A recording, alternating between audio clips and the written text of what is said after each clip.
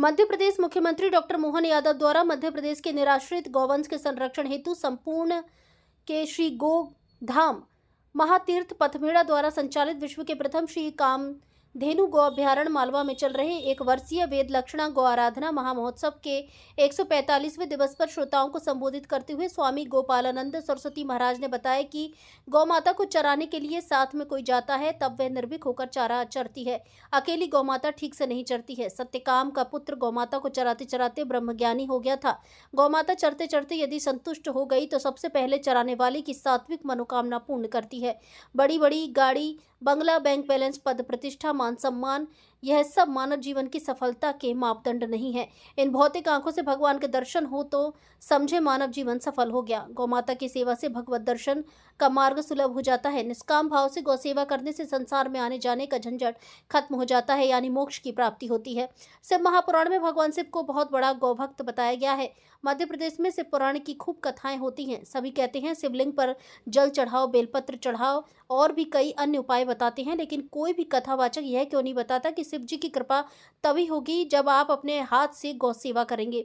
भगवान शिव खुद बहुत बड़े गौ सेवक हैं, तो उनके भक्तों को पहले गौ सेवा करनी चाहिए, फिर पूजा करनी चाहिए, तभी शिव जी की पूर्ण कृपा होगी। भारत संवाद से ईश्वर राठौर की रिपोर्ट। नेताजी आपसे आग्रह करते हैं कि आप लोग खूब आवाज उठाओ आगे कि जितने भी राजा हैं वो सेवा भली करे न करे गो की, लेकिन गो को दुख पहुंचाने वाले को दंड देने का विधान तो बनाए ही बनाए।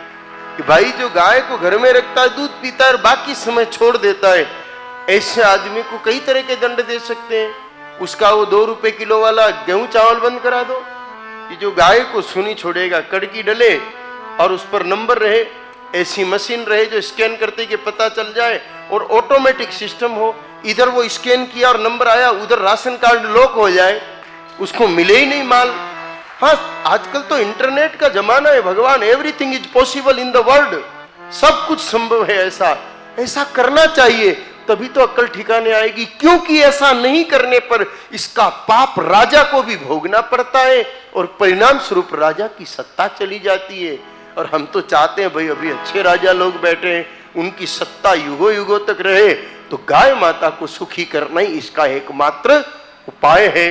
इसलिए जो गाय को घर से निकाले उसका राशन पानी सरकारी बंद कर दो, नरेगा से उसकी हाजिरी कटवा दो, वो सरकारी टॉयलेट बाथरूम मकान उसका नहीं बनना चाहिए। जो सरकारी योजना उसका वो जो मुफ्त का इलाज वाला सिस्टम खत्म, जितना सरकारी फैसिलिटी है सब बंद कर दो, तो सब अपने आप अपनी अपनी गैया को संभाल लेंगे। तो ऐसे अभ्यारण्य चलाने की भी जरूरत नहीं पड़ेगी, सरकार का भी खर्चा बचेगा और लोगों का भी कल्याण होगा। ऐसा प्रयत्न करना चाहिए। पुराने समय में सागर तट पर जहां आज मुंबई बसी हुई है, खूब लंबा चौड़ा गोचर था।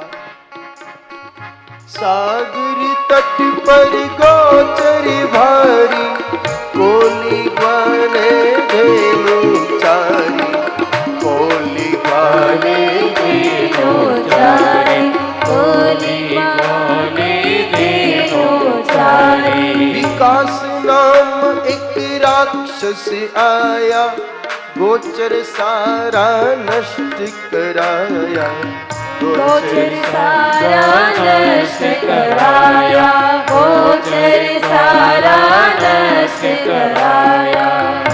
जो कोलिग वाले थे, जो कोलिग वाले थे, कुछ लोग तो नाव चलाते थे, बच्चे कुछ गौ सेवा करते थे, गौ माताएं भी बहुत थी, गोचर भी बहुत था, लेकिन योग ऐसा बना कि एक विकास नाम का राक्षस आया। आप भी जानते होंगे इस राक्षस से, तो आप परिचित होंगे। नहीं, ये पौराणिक राक्षस नहीं है, ये आधुनिक मॉडर्न राक्षस है।